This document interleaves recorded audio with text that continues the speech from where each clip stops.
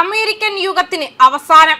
ലോകത്തിന്റെ അധികാര കേന്ദ്രം അമേരിക്കയിൽ നിന്നും ചൈനയിലേക്ക് പറിച്ചു നടപ്പെടുന്നതിന്റെ കൃത്യമായ സൂചനകൾ നൽകിക്കൊണ്ടാണ് ഗ്രേറ്റ് ഹാൾ ഓഫ് പീപ്പിൾസ് ആ ചരിത്രപരമായ കൂടിക്കാഴ്ച നടന്നത്. റഷ്യൻ വിദേശകാര്യമന്ത്രി Sergey Lavrov Chinese president Xi ജിൻപിങ്ങുമായി കൈകോർക്കുമ്പോൾ അത് വെറുമൊരു നയതന്ത്ര മര്യാദയായിരുന്നില്ല, മറിച്ച് അമേരിക്കൻ ആധിപത്യത്തിന് അന്ത്യം കുറിക്കാൻ പോകുന്ന ത്രിശക്തി സഖ്യത്തിന്റെ ഔദ്യോഗിക പ്രഖ്യാപനമായിരുന്നു.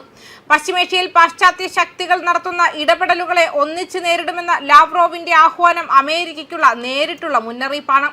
പാശ്ചാത്യ രാജ്യങ്ങൾ റഷ്യയെയും ചൈനയെയും വളയാൻ ശ്രമിക്കുകയാണെന്നും അതിന് ഏകീകൃതമായ പ്രതികരണം നൽകുമെന്നും അദ്ദേഹം വ്യക്തമാക്കുമ്പോൾ ലോകം മറ്റൊരു ശീതയുദ്ധത്തിലേക്കല്ല, മറിച്ച് നേരിട്ടുള്ള ഒരു മഹാ ഏറ്റുമുട്ടലിലേക്കാണ് വിരൽ ചൂണ്ടുന്നത്.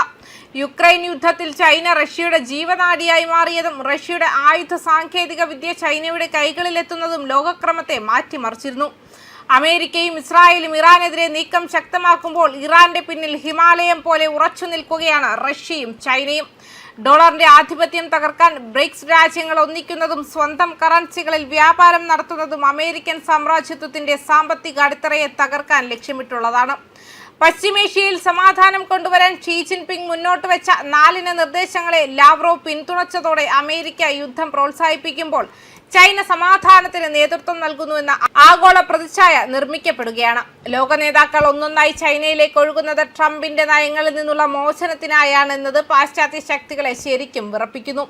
ഭൗമരാഷ്ട്രീയത്തിലെ ഈ മാറ്റങ്ങൾക്കിടയിൽ ലോകത്തിന്റെ ശ്വാസനാളമെന്ന് വിളിക്കാവുന്ന ഹോർമുസ് കടലിടുക്ക് ഒരു വെടിമരുന്നിന്റെ ശാലയായി മാറിയിരിക്കുന്നു.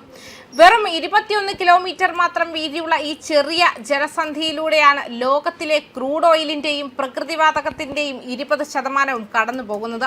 2026 ഏപ്രിൽ പകുതി പിന്നിടുമ്പോൾ ലോകത്തിലെ ഏറ്റവും കരുത്തുറ്റ നാവികസേനയായ അമേരിക്കൻ നേവിക് പോലും ഹോർമുസിലെ ഈ ചോക്ക് പോയിന്റിൽ പതറേണ്ടി വരുന്നു.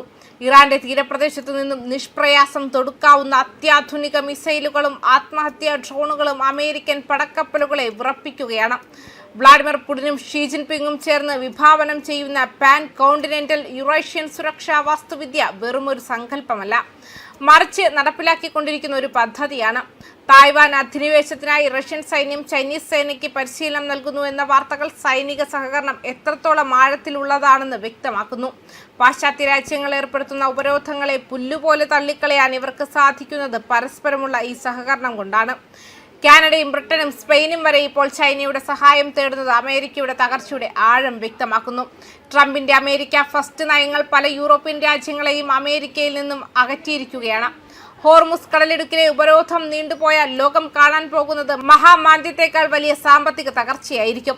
ഇറാനെ തോക്കുകൊണ്ട് കീഴടക്കാൻ ശ്രമിച്ചാൽ അതിന് പിന്നിലുള്ള 2 ആണവ ശക്തികളുമായി നേരിട്ട് ഏറ്റുമുട്ടേണ്ടി വരുമെന്ന സന്ദേശം ലാവ്റോവ് ചൈനയിൽ നിന്നും നൽകിക്കഴിഞ്ഞു. ഇത് കേവലം വാക്കുകളല്ല, മറിച്ച് ഭൂമിശാസ്ത്രവും സാങ്കേതിക വിദ്യയും ഒത്തുചേരുന്ന ഒരു പുത്തൻ യുദ്ധതന്ത്രത്തിന്റെ പ്രയോഗമാണ്. ലോകം ഇന്നൊരു വലിയ വഴിത്തിരിവിലാണ് നിൽക്കുന്നത്. ഏപ്രിൽ 21 വെടിനിർത്തൽ തീരുമ്പോൾ ഹോർമുസ് കടലിടുക്കിൽ യുദ്ധത്തിന്റെ വെടിമുഴങ്ങുമോ അതോ നയതന്ത്രം വിജയിക്കുമോ?